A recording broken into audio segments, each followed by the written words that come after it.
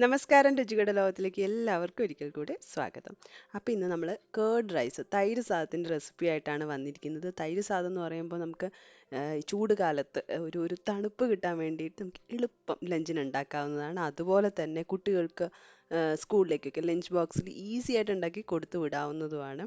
അപ്പം നമുക്ക് നോക്കാം എങ്ങനെയാണ് ഈ ഒരു കേർഡ് റൈസ് ഉണ്ടാക്കുന്നതെന്ന്.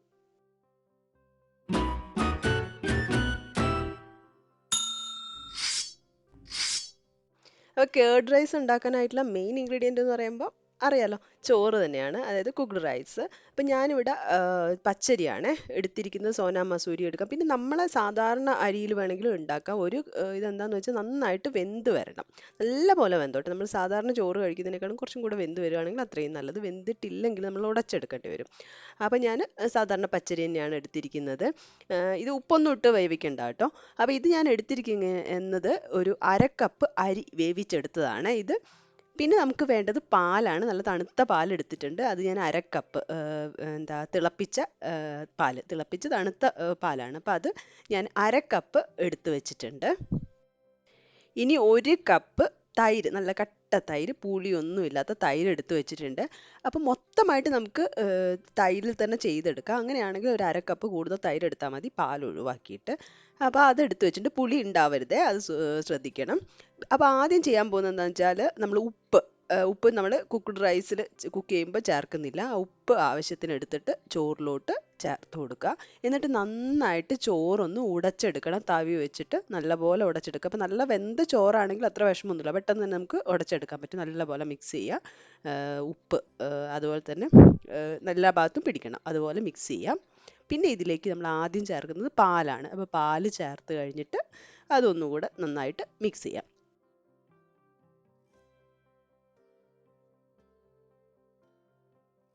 പാല് ചേർത്ത് മിക്സ് ചെയ്തതിന് ശേഷം നമ്മളിനി തൈര് ഇതിലേക്ക് ഒഴിച്ചു കൊടുക്കുകയാണ്. അപ്പോൾ കുറച്ച് കുറച്ചായിട്ട് ഒഴിച്ചു കൊടുത്താൽ മതി. ഒരു കപ്പ് തന്നെ എന്തായാലും വേണം കേട്ടോ. അപ്പോൾ അത് ഒഴിച്ചിട്ട് നല്ലപോലെ മിക്സ് ചെയ്യുക. ഇനിയിപ്പോൾ കൂടുതൽ വേണമെന്നുണ്ടെങ്കിൽ കുറച്ച് മിക്സ് ചെയ്ത് നോക്കിയിട്ട് അതിൻ്റെ ഒരു കൺസിസ്റ്റൻസി നോക്കിയിട്ട് വീണ്ടും ചേർത്ത് കൊടുത്താൽ മതി.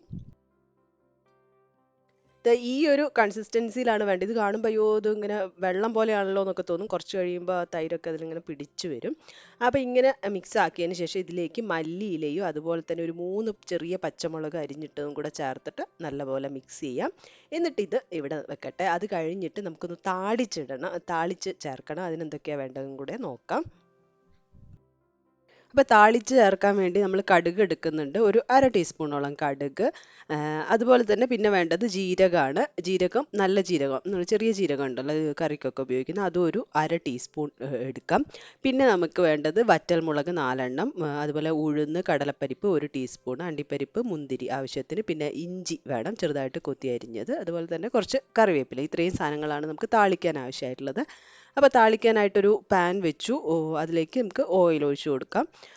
വെജിറ്റബിൾ ഓയിൽ ഒഴിച്ചു കൊടുക്കാം. നമ്മൾ വെളിച്ചെണ്ണ വേണമെങ്കിൽ വെളിച്ചെണ്ണ ഉപയോഗിക്കാം കേട്ടോ. അപ്പോൾ ഒഴിച്ചു കൊടുത്തിട്ട് നമുക്ക് കടുകിട്ടിട്ട് ആദ്യം പൊട്ടിക്കാം. കടുക് പൊട്ടിയതിന് ശേഷം നമുക്കിതിലേക്ക് ജീരകം ചേർത്ത് കൊടുക്കാം. പിന്നെ കടലപ്പരിപ്പും അതുപോലെ തന്നെ ഉഴുന്നും ഇട്ടിട്ടൊന്ന് നല്ലപോലെ ഒന്ന് മൂപ്പിച്ചെടുക്കാം. ശേഷം അണ്ടിപ്പരിപ്പ്, പിന്നെ അതുപോലെ തന്നെ മുന്തിരി, ഇത്രയും ചേർത്തിട്ട് അതൊന്ന് മൂത്ത് വരുന്നവരെ ഒന്ന് ഇളക്കി കൊടുക്കാം. പിന്നെ അത് കഴിഞ്ഞതിന് ശേഷമാണ് നമ്മൾ ഇഞ്ചിയും അതുപോലെ തന്നെ വറ്റൽമുളക്, കറിവേപ്പിലയൊക്കെ ചേർക്കുന്നത്. അതിന് ശേഷം കുറച്ച് കായത്തിൻ്റെ പൊടി, ഒരു 1/4 ടീസ്പൂണോളം കായപ്പൊടിയും കൂടെ ചേർക്കുന്നുണ്ട് അവസാനം കേട്ടോ, സ്റ്റൗ ഓഫ് ചെയ്തതിന് ശേഷം. എന്നിട്ട് നമുക്ക് ഈ തൈര് സാദത്തിലേക്ക് ഇട്ട് കൊടുക്കാം. അവസാനം ഇതിലേക്ക് പൊമോഗ്രാനൈറ്റ്, മാതള നാരങ്ങ, ഉറുമാമ്പഴം എന്നൊക്കെ പറയും, നിങ്ങളുടെ നാട്ടിൽ എന്താണ് പറയാന്നറിയില്ല, കമൻറ്റ് ചെയ്യുക. അപ്പോൾ അതുകൂടെ ചേർത്ത് കൊടുക്കുക. നല്ലൊരു ടേസ്റ്റ് ആയിരിക്കും. ഇടയ്ക്ക് ഇങ്ങനെ അതിങ്ങനെ കടിച്ച് വരുമ്പോൾ നല്ല ടേസ്റ്റ് ആയിരിക്കും.